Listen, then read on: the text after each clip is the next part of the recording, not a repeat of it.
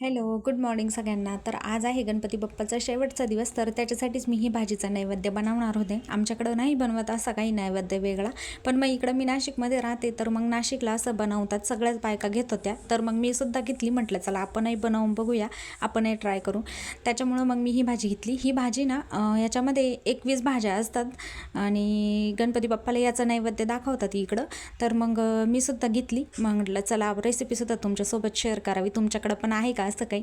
तर मग 2 चमचे तेल टाकून घेतलं, त्याच्यामध्ये जिरे मोहरीसुद्धा टाकून घेतले. त्याच्यानंतर लसूण टाकून घेतला आणि एक मोठा कांदा कापून टाकून घेतला त्याच्यामध्ये.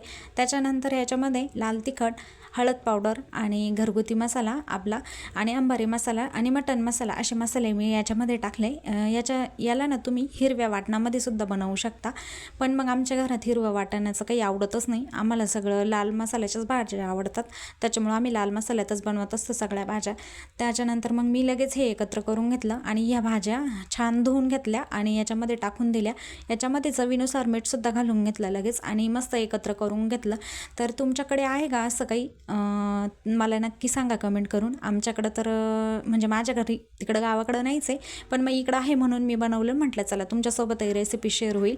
तर मग अशी काही झाली होती. याला मस्त झाकण ठेवून ना वाफेवरच शिजू द्यायचे. ह्या भाज्या खूप छान लागतात बरं का. म्हणजे छान लागली होती ही भाजी, आम्हाला तर आवडली खूप.